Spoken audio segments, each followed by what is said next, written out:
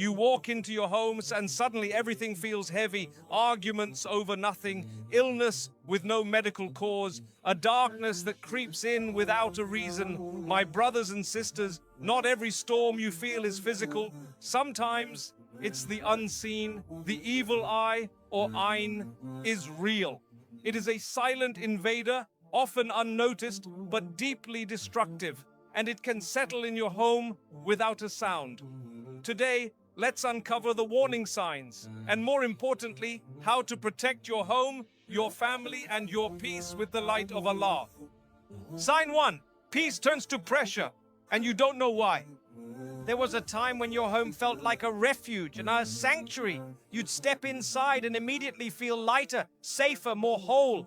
The atmosphere wrapped itself around you like a comforting blanket. The walls didn't just hold furniture, they held memories, laughter, moments of peace. You'd hear voices that soothed you, feel energy that calmed you, and know deep down that this was the one place in the world where your soul could rest.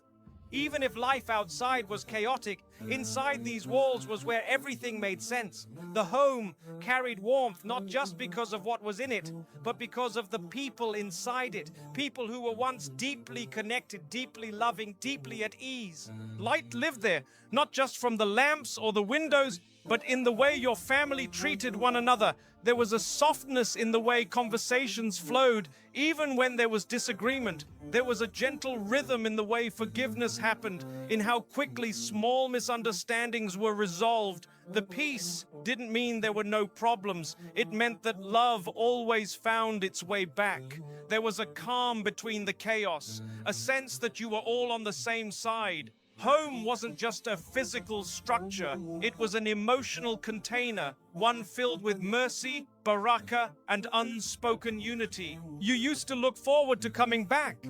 After long days, tiring routines, the noise of the outside world, home felt like a retreat. You'd step through the door and breathe easier. You'd walk into rooms that knew your story, into the arms of people who didn't need explanations to understand you. It was a place where your shoulders relaxed, your voice softened, and your heart rested. Sitting together felt effortless. Conversations flowed, meals were shared, even the quiet moments, sitting beside each other in silence, carried comfort. The home didn't just hold you physically, it embraced your soul. And then something shifted, not all at once and not in a way that could easily be explained, but slowly, subtly, like a shadow creeping in at sunset. The warmth faded, the comfort started to crack.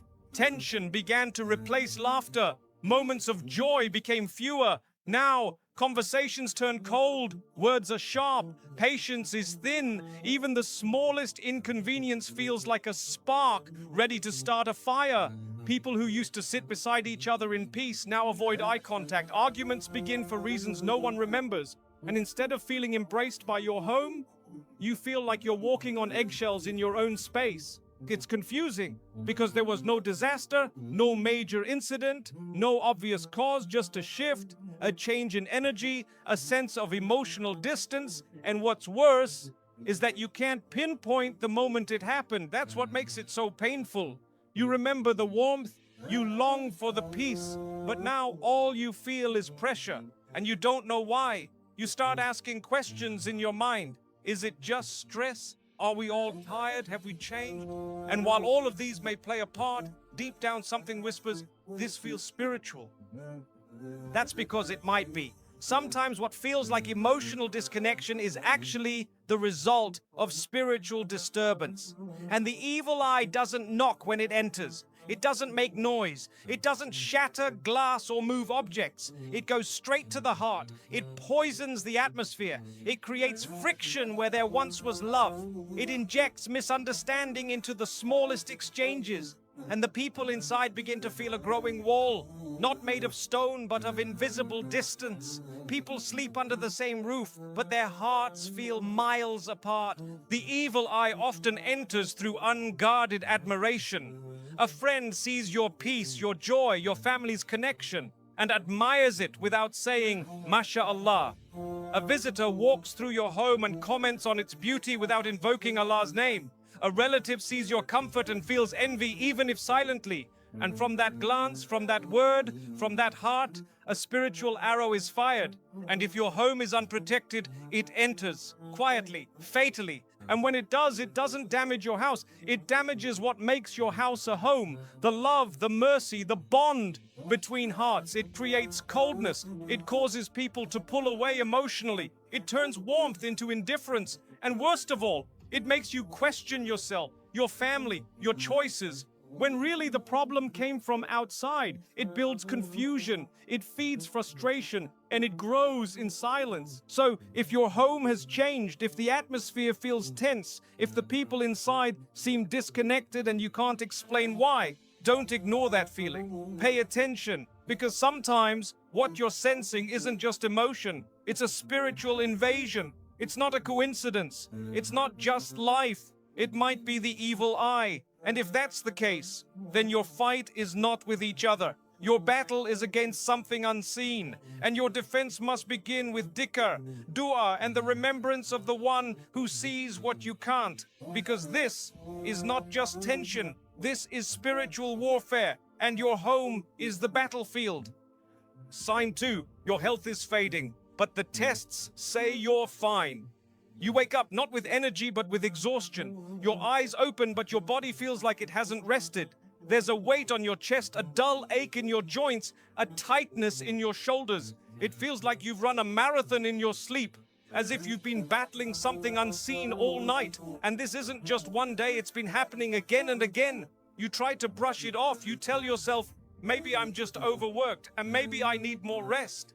But even when you sleep early, even when you take care of yourself, you still wake up feeling like something is wrong. So you do what anyone would do. You seek help.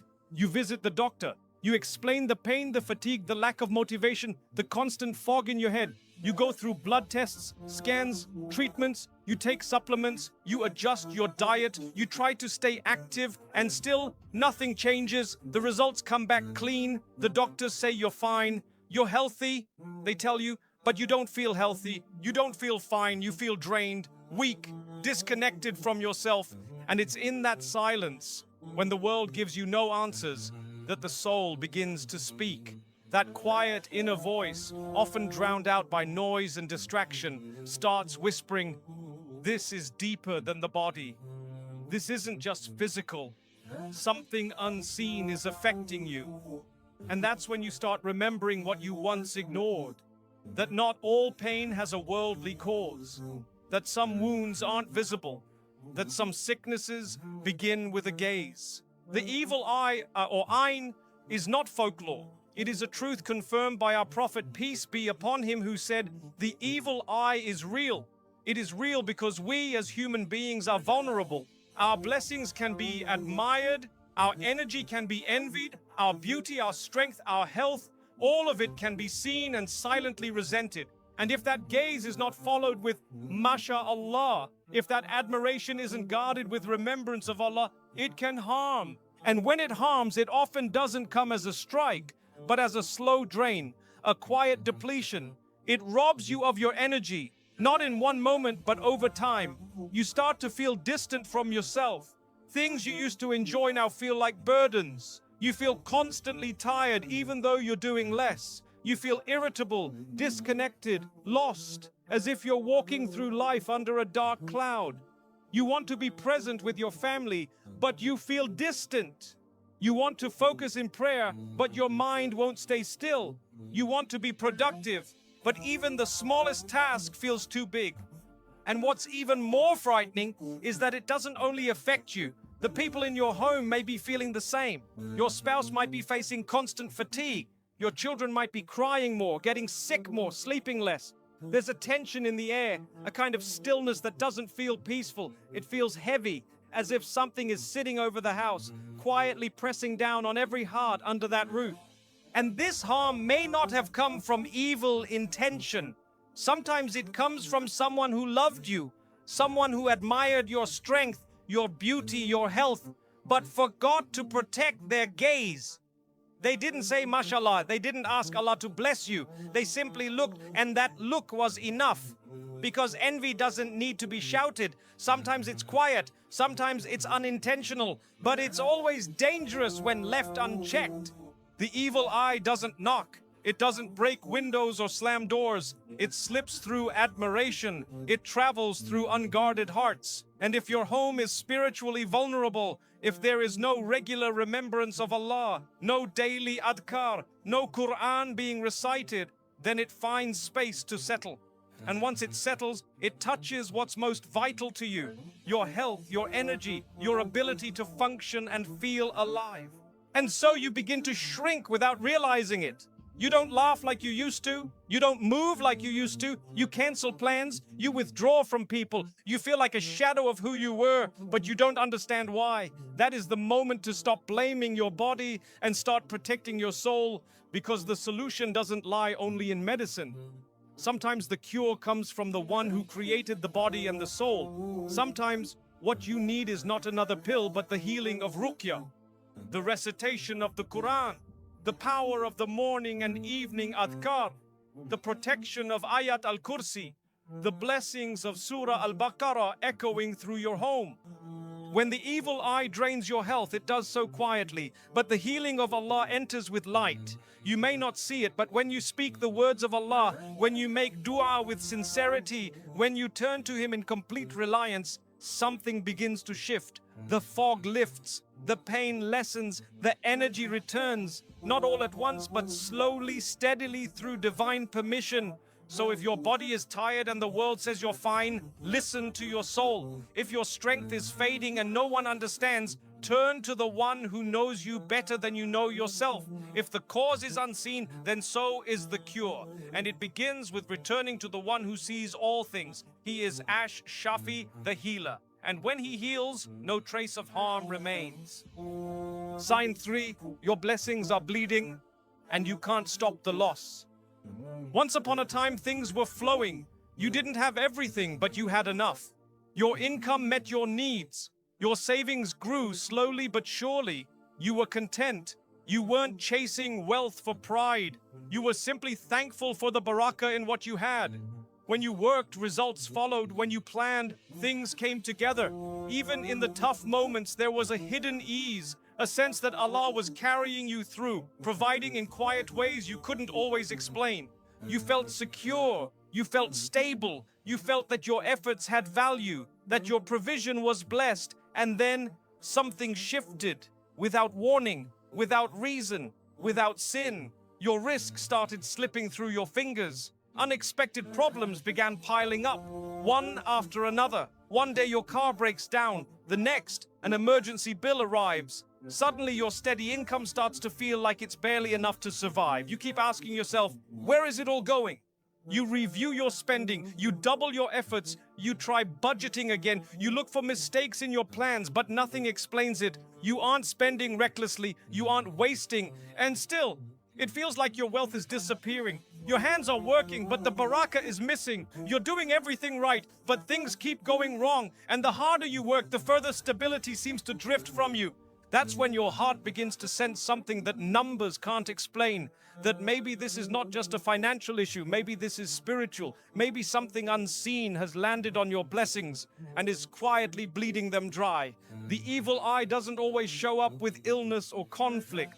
Sometimes it strikes the most sensitive area of your life, your sustenance, your risk. Because risk is not just about income, it's about ease, it's about blessing, it's about Allah putting more in less, about feeling satisfied with small amounts, about your earnings stretching, your work bearing fruit, your days being productive. When the evil eye enters a home through envy, and even silent envy, it often begins to remove barakah before anything else. You're still getting paid, but it doesn't feel like a blessing. You still have food, but the taste of gratitude is gone. You buy things, but you don't enjoy them. You feel restless, uneasy, your heart constantly worried about the future. You see your income, but feel no peace. You see your possessions, but they bring no calm. You begin to feel like you're in a race, constantly catching up, never catching a break. The moments that used to feel full of Allah's mercy now feel tight, uncertain, unstable. You might even start to feel shame, as if this is your fault, as if maybe you're not working hard enough, not planning well enough, not smart enough, and the shaitan feeds that lie, so you blame yourself and forget that sometimes the source of your struggle is spiritual. And here's what makes it even harder: the person who caused it may not even know they did. The evil eye can come from anyone: a neighbor, a friend, a family member, even someone who loves you, but allowed their heart to gaze upon your comfort without remembering Allah. They saw your peace, your steady income, your good fortune, and though they never said anything harmful, they didn't say mashallah either. And in that moment of silent admiration, that something harmful was released. A glance, a thought, a spark of envy that reached your home before you ever knew it. The evil eye is subtle. It doesn't knock, it doesn't scream, it creeps. And when it finds a home that's spiritually vulnerable, where dhikr is forgotten, where dua is neglected, where the Qur'an isn't recited regularly, it settles. And it works quietly. It doesn't just take your money, it takes your contentment. It replaces clarity with confusion. It swaps peace for panic. It turns blessings into burdens. But here is the hope. Just as the evil eye enters silently, Allah's healing enters even more quietly. But with power no eye can stop. When you begin to return to Allah in the home, when the Qur'an is played, when Ayatul Kursi is recited morning and evening, when Surah Al-Baqarah fills the walls with light, when dua is made after every salah with sincerity, things start to shift again.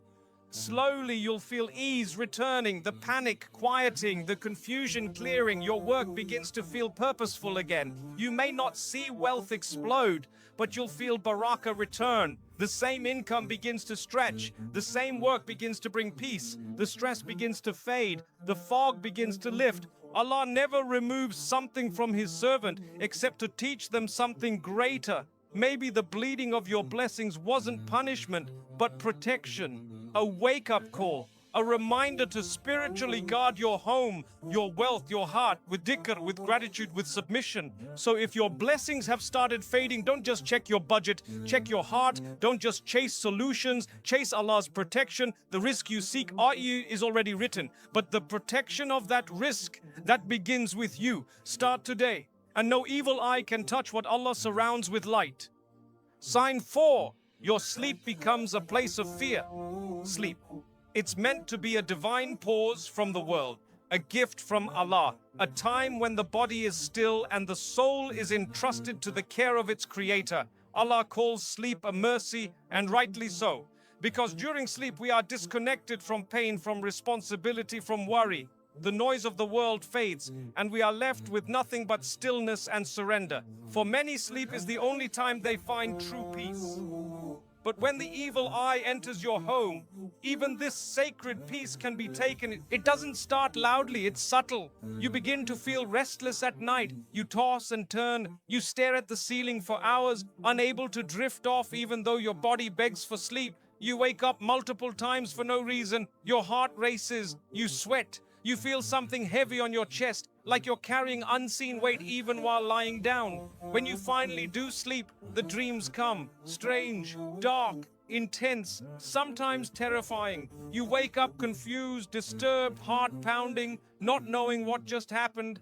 And then it becomes a pattern. It's not one bad night, it's every night. You start to fear bedtime. You feel anxiety the moment you lay your head on the pillow. You no longer close your eyes with calm. You close them expecting war, because your nights have become a battlefield, not just for your body, but for your soul. In your dreams, you see shadows, snakes, fire, faces you don't recognize. Sometimes you see yourself falling. Sometimes you see yourself running, but never reaching. Or worse, you feel frozen, trapped, screaming with no sound. These are not just dreams. These are warnings. And your soul, your Ra, knows it. It feels what your conscious mind cannot explain. And while your family sleeps around you, you lie awake, silently fighting what you cannot name. Soon it spreads. Your children begin waking up in fear, crying, panicking, running to you without reason. They don't understand what they saw. They only know something scared them. Your spouse wakes up agitated, complaining of disturbing dreams. Some nights no one in the house sleeps peacefully. The mood of the home begins to shift. Everyone feels tired, irritable, emotionally worn out. And the worst part, no one knows why. This is a sign. When sleep, something so natural, so essential, so healing, becomes so dark, you must start paying attention. Because not every nightmare is psychological. Not every sleepless night is due to stress. Sometimes it's spiritual. Sometimes it's a symptom of something that's entered your home and begun to whisper in the night. The evil eye isn't always loud. It often arrives quietly through a look, a glance, a moment of admiration that was never followed by MashaAllah. Someone sees your peace, your family, your home, and in their heart, envy is born. Not always malicious, not always intentional, but real. And envy is powerful. It travels further than we realize. And if your home is left spiritually open, if there's no dhikr, no dua, no protection, that silent glance enters like smoke under a door. It creeps in unseen. It doesn't knock.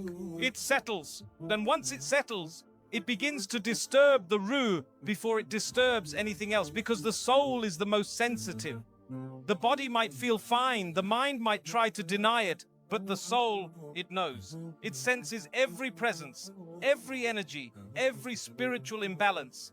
And when the soul feels unwelcome in its own home, it begins to cry out, through fear, through confusion, through dreams.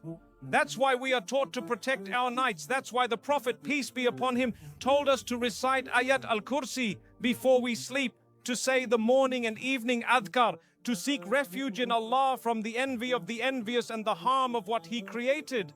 That's why Surah Al-Mulk is to be read every night, because it is a shield, a light, a fortress that no evil can pierce. Sleep is sacred. It is when the soul returns to Allah. It is when the heart resets. When rest becomes restless, when dreams become disturbing, when the night becomes heavy, you are being shown something. Not to frighten you, but to awaken you. And it's not too late. The nightmares can end. The fear can fade. But you must invite Allah's light back into your home. Play the Qur'an in your room before sleep. Make wudu before you lie down. Place your trust in Allah with every breath you take before surrendering to sleep. And teach your family to do the same. Not out of superstition, but out of spiritual intelligence. Because we are not just bodies. We are souls wrapped in flesh. And our souls need protection just as much as our homes need locks. If your sleep has become a battlefield, don't try to fight it alone.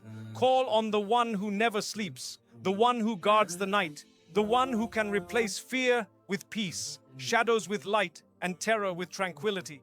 Allah is Al-Hafiz, the ultimate protector. When He shields you, not even the darkest envy can reach you. Bring His name back into your nights, and sleep will return to being what it was always meant to be. A gentle pause, a spiritual reset, and a window to peace.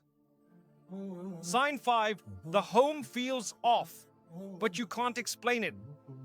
You look back and the room feels quieter than it used to.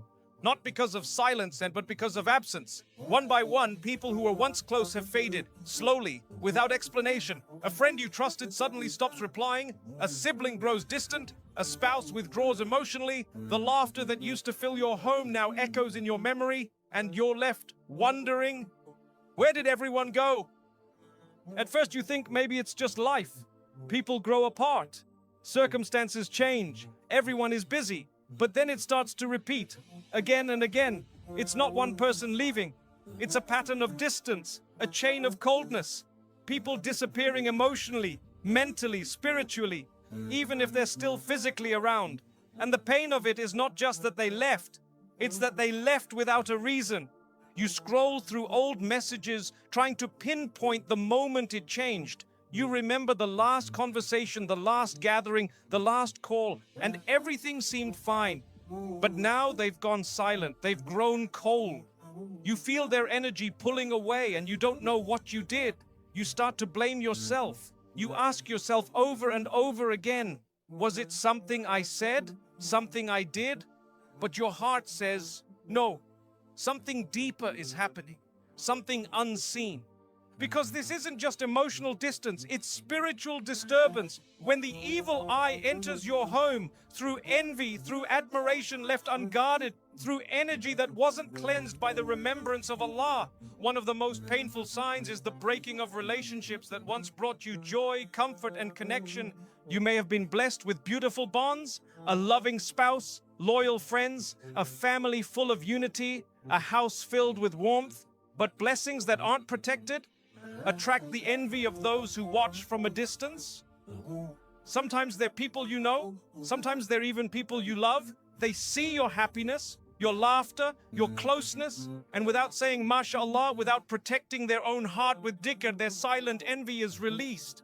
And envy is never harmless. The evil eye doesn't need words. It doesn't need to be intentional. It can come through a look, a thought, a sigh of comparison. And when it lands, it doesn't explode. It erodes. It starts by placing tension where there was once peace, doubt where there was once trust, discomfort where there was once ease. Slowly, the people in your life begin to shift. Their love feels forced. Their presence feels distant. The relationship begins to decay, not from argument or betrayal, but from something no one can explain. And then they leave, not always physically, sometimes emotionally, spiritually. They're there, but not really. You talk, but it's not the same. The bond is broken, and you can't find the crack. This is the quiet destruction of the evil eye. It targets what is beautiful. And there is nothing more beautiful than love that is sincere, a home filled with unity, a family that supports each other, a friendship rooted in trust, a marriage built on mercy. That beauty becomes the envy of those who don't have it. And without protection, the evil eye enters and begins its silent war. It's devastating. Because you don't just lose people, you lose your sense of stability, you lose your anchor. You feel alone in rooms that used to feel full. You feel unseen by people who once knew your heart. And worst of all, you begin to doubt your own worth.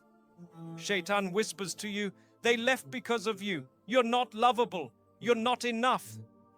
But that is a lie designed to weaken you before you realize what's truly happening. The truth, you are not broken. You are not unworthy. You are not abandoned. You are being cleansed. Sometimes Allah removes people not to punish you, but to protect you, to realign your heart, to shift you away from unseen harm. He saw what you couldn't. He heard what was whispered when you weren't there. He felt what your soul couldn't explain. And in His mercy, He allowed a distance so that you wouldn't remain attached to hearts that had turned against you, even silently. And yes, it hurts, because hearts are fragile. We grieve when people leave, especially when we love them sincerely. But Islam teaches us, nothing is taken except that Allah replaces it with something better if you're patient, if you return to Him, if you seek His wisdom in the loss. The people who left, they didn't leave by accident. They left by decree. They left by protection.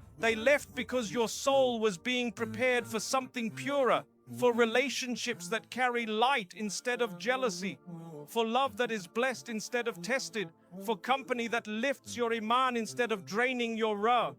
So what should you do when people start leaving without reason? You respond with remembrance. You clean your heart of resentment. You forgive silently. You strengthen your Ruqyah. You recite Ayatul Kursi. You make dua that Allah protects your heart from the harm of hidden envy and your home from the visitors who bring heaviness with their gaze. You stop chasing people and you start chasing Allah.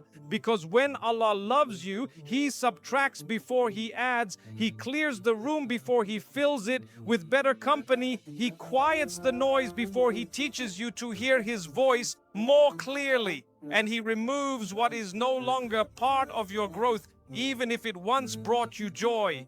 So if you're in a season of loss, know this: it's not the end, it's the turning point. And soon, very soon, you will look back and realize that what felt like people abandoning you was actually Allah rearranging your life for something more sacred, more sincere, and more protected than anything you ever imagined. Let go and let Allah replace, because hearts that are emptied for His sake are never left empty for long. If you've been feeling the shift, the tension in your home, the heaviness in your heart, the unexplained changes around you. Don't ignore it. Don't brush it off as coincidence. And don't let Shaitan convince you that you're imagining things. Sometimes what you're feeling is real. Not in the world of the seen, but in the world of the unseen. The evil eye is not superstition, it's a truth the Prophet, peace be upon him, warned us about. It's a spiritual reality that requires spiritual solutions. And Allah, in His infinite mercy, did not leave us helpless. He gave us du'as, He gave us verses of protection, He gave us reminders and daily adhkar that act like shields, not just for your body, but for your soul, your home, your family, and your blessings. This is not a video meant to scare you. It's a reminder to wake up spiritually, to stop living in autopilot and start guarding what Allah gave you. Your peace, your rizq, your health, your sleep, your relationships. These are gifts, and gifts must be protected. So if you recognize these signs, don't panic. Return, repent, renew your connection with Allah. Make Ruqyah a part of your routine. Recite the morning and evening adhkar with your heart fully present. Play the Qur'an in your home. Speak Allah's name before speaking about your blessings. Say MashaAllah often. And most importantly, trust that what Allah protects, no one can harm. You are not alone in this. Allah is with you. And when He is with you, even the most hidden envy becomes powerless. Keep your faith strong. Keep your remembrance consistent. And you'll find that no matter how heavy the battle becomes, Allah's light will always be greater. May Allah protect your home, your heart, and your soul from every evil, seen and unseen. Ameen.